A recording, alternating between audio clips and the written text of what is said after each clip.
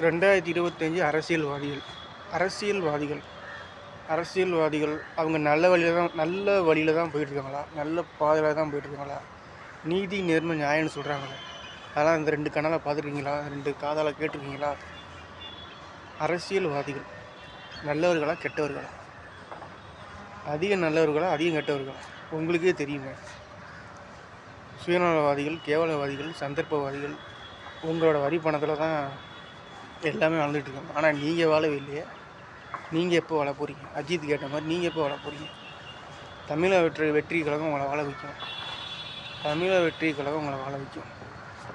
Road 40 மாவட்டத்தில் road நல்லா போட்டு தரும். சுத்தமான தண்ணி, கொசு மருந்து, தமிழ்நாடு முழுவதும் கொசு இருக்காது. இன்னும் நிறையா நல்லது நடக்கும்.